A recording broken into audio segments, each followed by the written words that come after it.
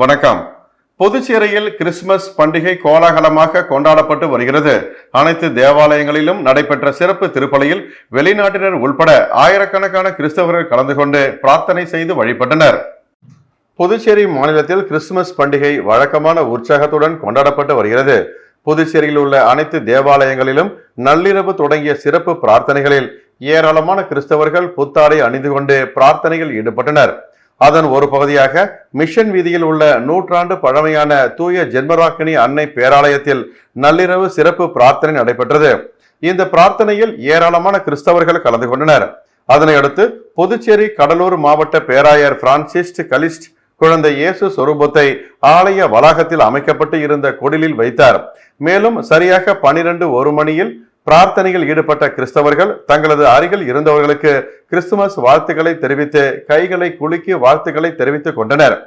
புதுச்சேரி நெல்லித்தோப்பு புனித விண்ணேற்பு அன்னை ஆலயத்தில் நடைபெற்ற திருப்பள்ளியில் புதுவை முதல்வரின் பாராளுமன்ற செயலர் ஜான்குமார் எம்எல்ஏ மற்றும் நெல்லித்தோப்பு தொகுதி சட்டமன்ற உறுப்பினர் ரிச்சர்ட் ஜான்குமார் ஆகியோர் கலந்து கொண்டு பிரார்த்தனை செய்து பொதுமக்களுக்கு கிறிஸ்துமஸ் மற்றும் புத்தாண்டு வாழ்த்துக்களை தெரிவித்துக் கொண்டனர். இது மட்டுமன்றி புதுச்சேரியில் உள்ள அனைத்து கிறிஸ்தவ தேவாலயங்களிலும் நள்ளிரவு சிறப்பு திருப்பலி நடைபெற்றது. குறிப்பாக ரயில் நிலையம் எதிரில் உள்ள தூய இருதய ஆண்டவர் பசிலிகா பேராலயம், கடற்கரை சாலையில் உள்ள கப்ஸ் தேவாலயம் உள்ளிட்ட பல்வேறு தேவாலயங்களில் நடைபெற்ற சிறப்பு திருப்பலியில் ஏராளமானோர் கலந்து கொண்டு பிரார்த்தனையில் ஈடுபட்டனர். மேலும் அனைத்து தேவாலயங்களிலும் போலீசார் பாதுகாப்பு பணியில் ஈடுபட்டிருந்தனர். புதுச்சேரி காமராஜர் நகர் தொகுதி சட்டமன்ற உறுப்பினர் அலுவலகத்தில் கிறிஸ்துமஸ் தின விழா வெகு சிறப்பாக கொண்டாடப்பட்டது. உலகம் எங்கும் இயேசு பிறந்த தினம் இன்று கிறிஸ்துமஸ் தினமாக அனைத்து தரப்பு மக்களாலும் சிறப்பாக கொண்டாடப்பட்டு வருகிறது. இந்நிலையில் கிறிஸ்துமஸ் தினத்தை முன்னிட்டு புதுச்சேரி காமராஜர் நகர் தொகுதி சட்டமன்ற உறுப்பினர் அலுவலகத்தில் கிறிஸ்துமஸ் தின விழா சிறப்பாக கொண்டாடப்பட்டது. கிறிஸ்துமஸ் தினத்தை முன்னிட்டு சட்டமன்ற உறுப்பினர் அலுவலக ஊழியர்கள் மற்றும் ஆதரவாளர்கள் கிறிஸ்துமஸ் கேக் வெட்டி கிறிஸ்துமஸ் தினத்தை சிறப்பாக கொண்டாடினர். தொடர்ந்து புதுச்சேரி முதல்வரின் பாராளுமன்ற செயலரும் தொகுதியின் சட்டமன்ற உறுப்பினருமான ஜான்குமார் கிறிஸ்துமஸ் மற்றும் புத்தாண்டு வாழ்த்துக்களை ஊழியர்கள் மற்றும் தொண்டர்களுக்கு தெரிவித்துக் கொண்டார்.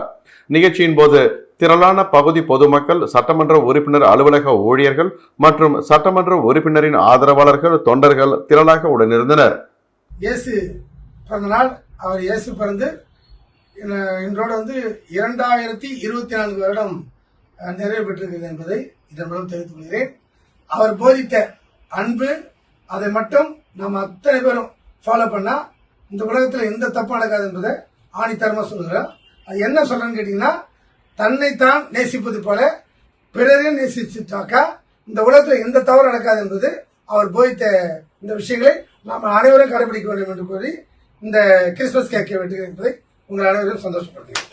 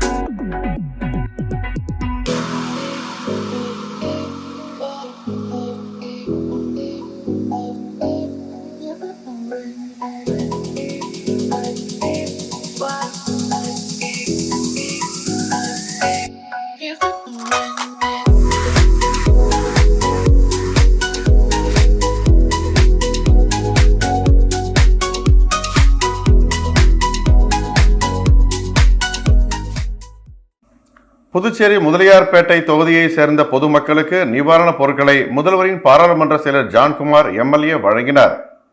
புதுவை முதலியார்பேட்டை புவன்கிரை வீதியில் ஜான்குமார் அறக்கட்டளை அலுவலகம் திறக்கப்பட்டுள்ளது. அதன் மூலம் மழை நிவாரணம் வழங்க முடிவு செய்து தொகுதி முழுவதும் பொதுமக்களின் ரேஷன் கார்டு, வாக்காளர் அடையாள அட்டை ஆகியவற்றை சேகரித்து டோக்கன்கள் வழங்கப்பட்டன. இந்த டோக்கன்களுக்கு தற்பொழுது நிவாரணப் பொருட்கள் வழங்கப்பட்டு வருகிறது. ஒவ்வொரு டோக்கனுக்கும் 5 கிலோ அரிசி, 2 கிலோ சர்க்கரை, 2 கிலோ கோதுமை, 1 கிலோ துவரம்பருப்பு மற்றும் பாத்திரங்கள் வீதம் வழங்கப்பட்டது. மேலும் கூட்டம் அதிகம் சேராத வகையில் நாள்தோறும் 1000 நபர்கள் என கணக்கிட்டு தொகுதி மக்கள் அனைவருக்கும் பொருட்கள் வழங்க திட்டமிடப்பட்டுள்ளது. ஜான்குமார் எம்எல்ஏ நேரடியாக அறக்கட்டளை அலுவலகம் வந்து அனைவருக்கும் பொருட்களை வழங்குகிறார். நிவாரணப் பொருட்களை வாங்க மக்கள் கூட்டம் தினமும் அலைமோதுகிறது. மேலும் புதுச்சேரி முதல்வரின் பாராளுமன்ற செயலர் ஜான்குமார் எம்எல்ஏவுக்கு அவர்கள் நன்றி தெரிவித்து செல்கின்றனர். மத்திய அரசு உத்தரவை பின்பற்றி புதுச்சேரியில் 5 முதல் 8ஆம் வகுப்பு வரை படிக்கும் மாணவர்களுக்கு ஆல் பாஸ் வழங்கும் முறை ரத்து செய்யப்படுவதாக புதுச்சேரி கல்வித்துறை அமைச்சர் நமச்சிவாயம் அறிவித்துள்ளார். மத்திய அரசு கடந்த 2009ஆம் ஆண்டு கொண்டு வந்த கட்டாய கல்வி உரிமை சட்டத்தின் கீழ் 8ஆம் வகுப்பு வரை படிக்கும் அனைத்து மாணவர்களும் தேர்ச்சி பெற்றவர்களாக அறிவிக்கும் ஆல் பாஸ் நடைமுறை அமல்படுத்தப்பட்டது. இந்நிலையில் 5 மற்றும் 8ஆம் வகுப்பு படிக்கும் அனைத்து மாணவர்களும் தேர்ச்சி என்ற ஆல் பாஸ் முறையை மத்திய அரசு ரத்து செய்து நேற்று முன்தினம் அரசாணை வெளியிட்டது.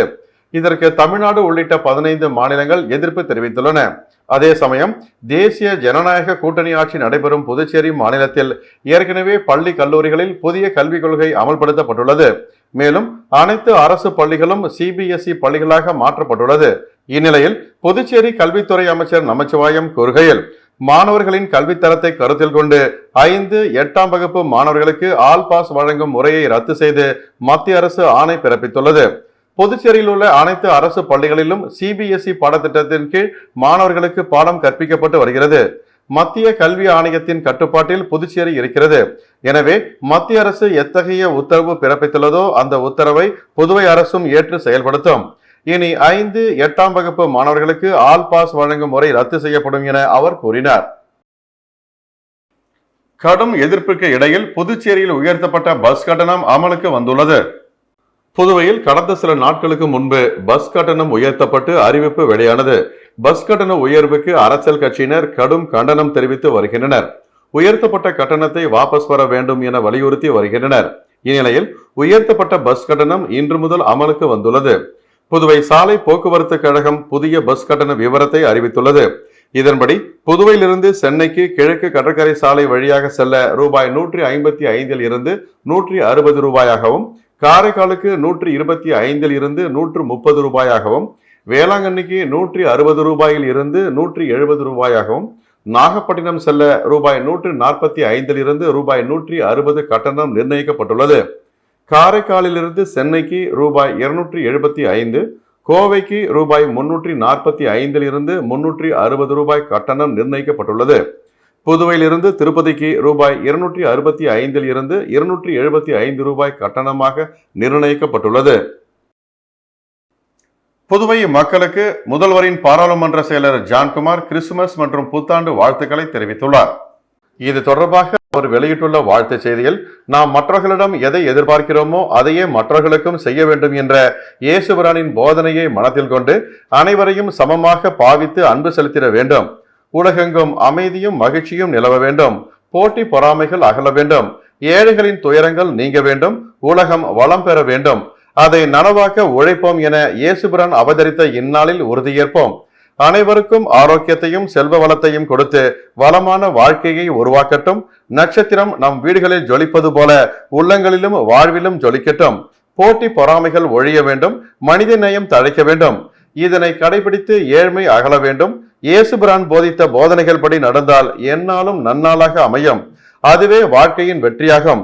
மிக சிறந்த மனிதாபிமான உணர்வோடும் சேவை மனப்பான்மையோடும் வாழ்ந்து வருகிற கிறிஸ்தவ சகோதர சகோதரிகள் அனைவருக்கும் இனிய கிறிஸ்துமஸ் மற்றும் புத்தாண்டு நல்வாழ்த்துக்கள் என்று தெரிவித்துள்ளார். வணக்கம். அனைவருக்கும் இனிய கிறிஸ்துமஸ் நல்வாழ்த்துக்களை தெரிவித்துக் கொள்கிறேன். இயேசு பிறந்த இந்த நன்னாளில் அவர் காட்டிய அன்பை நாம் பின்பற்றி நம்மை நாம் எப்படி நேசிக்கின்றோமோ அதேபோல் பிறரையும் நேசித்தால் இந்த உலகத்தில் நிம்மதியாகவும் நலமுடனும் வாழவும் என்பதை ஆணித்தரமாக தெரிவித்துக் கொள்கிறேன். நன்றி, வணக்கம். உங்கள் ஜான்குமார். காரைக்கால் மாவட்டத்தில் உள்ள தேவாலயங்களில் நடைபெற்ற கிறிஸ்துமஸ் நிகழ்ச்சியில் ஏராளமான கிறிஸ்தவர்கள் பங்கேற்று பிரார்த்தனை செய்தனர்.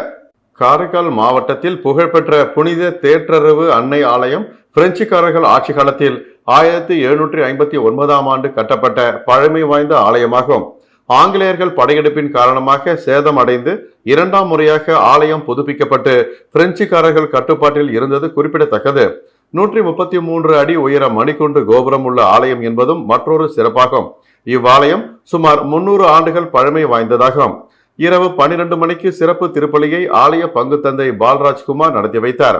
அதனைத் தொடர்ந்து அமைக்கப்பட்டிருந்த குடிலில் இயேசு பிறக்கும் நிகழ்ச்சி நடைபெற்றது. இதில் முதுநிலை காவல் கண்காணிப்பாளர் லட்சுமி சௌஜன்யா கலந்து கொண்டார்.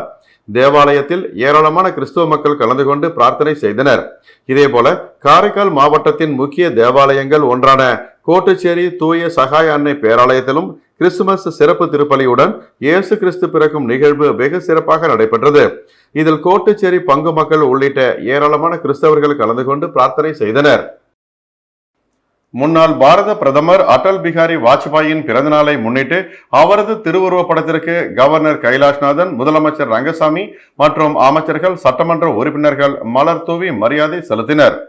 முன்னாள் பாரத பிரதமர் அடல் பிகாரி வாஜ்பாயின் பிறந்தநாள் விழா புதுச்சேரி அரசு சார்பில் இன்று கொண்டாடப்பட்டது. இதனையொட்டி புதுச்சேரி கடற்கரை சாலையில் உள்ள மேரி கட்டட வளாக அரங்கில் அலங்கரித்து வைக்கப்பட்டிருந்த அவரது திருவுருவப் படத்திற்கு துணைநிலை ஆளுநர் கைலாஷ்நாதன், முதலமைச்சர் ரங்கசாமி, சட்டப்பேரவைத் தலைவர் செல்வம், அமைச்சர்கள் லட்சுமி நாராயணன், சரவணன்குமார், சட்டப்பேரவை துணைத் தலைவர் ராஜவேலு, அரசு கொறடா ஆறுமுகம் மற்றும் சட்டமன்ற உறுப்பினர்கள் கல்யாணசுந்தரம், KSP ரமேஷ், பாஸ்கர் என்கிற தட்சிணாமூர்த்தி, அசோக் பாபு ஆகியோர் மலர் தூவி மரியாதை செலுத்தினர். வில்லியனூர் லூர்து அன்னை திருத்தலத்தில் கிறிஸ்துமஸ் சிறப்பு திருப்பலி அதிபர் தந்தை ஆல்பர்ட் தலைமையில் வெகு சிறப்பாக கொண்டாடப்பட்டது. இயேசுபிரான் அவதரித்த தினத்தை கிறிஸ்துமஸ் பண்டிகையாக உலகம் முழுவதும் கிறிஸ்தவர்கள் இன்று கோலாகலமாக கொண்டாடி வருகின்றனர். இதனையொட்டி புதுச்சேரி தேவாலயங்களில் நேற்று நள்ளிரவு சிறப்பு திருப்பலி பிரார்த்தனை நடைபெற்றது. இதில் வில்லியனூர் லூர்து அன்னை திருத்தலத்தில் அதிபர் தந்தை ஆல்பர்ட் தலைமையில் கிறிஸ்துமஸ் சிறப்பு திருப்பலி நடைபெற்றது.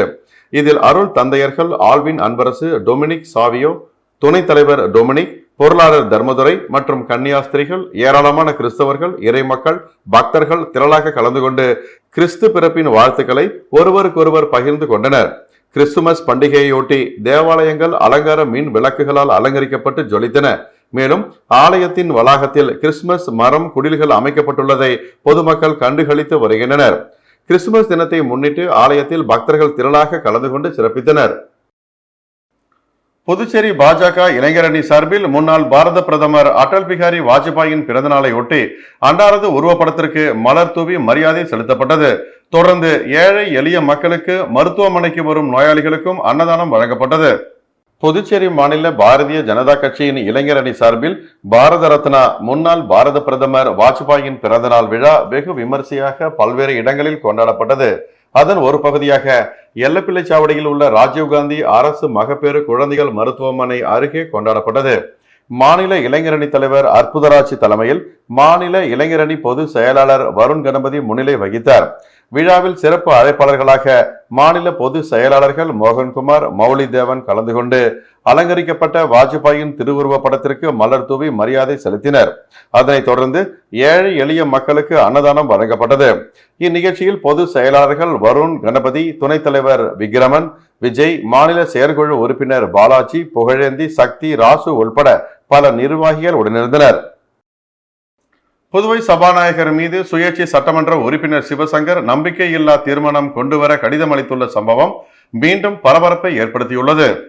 புதுவையில் என்ஆர் காங்கிரஸ் பாரதிய ஜனதா கூட்டணி அரசு நடந்து வரும் நிலையில் அரசுக்கு எதிராக பாரதிய ஜனதா மற்றும் சுயேட்சை எம்எல்ஏக்கள் சிலர் போர்க்கொடி தூக்கியுள்ளனர். சபாநாயகர் செல்வம் அரசியல் நடவடிக்கைகளில் ஈடுபடுவதாகவும் அவரை சபாநாயகர் பதவியிலிருந்து நீக்க வேண்டும் என்று வலியுறுத்தி வருகின்றனர். சபாநாயகர் மீது நம்பிக்கையில்லா தீர்மானம் கொண்டுவர உருளையன்பேட்டை தொகுதி சுயேட்சை எம்எல்ஏவான நேரு முதலில் சட்டசபை செயலர் தயாளனிடம் கடிதம் கொடுத்தார். அவரை தொடர்ந்து திருபுவனை தொகுதி எம்எல்ஏவான அங்காரனும் நம்பிக்கையில்லா தீர்மானம் கொண்டுவர கடிதம் கொடுத்தார். இந்நிலையில் உழவர்கரை தொகுதி சுயேட்சை எம்எல்ஏவான சிவசங்கரும் நேற்று சபாநாயகர் மீது நம்பிக்கையில்லா தீர்மானம் கொண்டுவர சட்டசபை செயலர் அலுவலகத்தில் கடிதம் கொடுத்துள்ளார். தொடர்ச்சியாக சபாநாயகர் மீது சுயேட்சை எம்எல்ஏக்கள் நம்பிக்கையில்லா தீர்மானம் கொண்டுவர கடிதம் அளித்து வருவது புதுவை அரசியலில் பரபரப்பை ஏற்படுத்தியுள்ளது. இத்துடன் செய்திகள் நிறைவடைந்தன. வணக்கம்.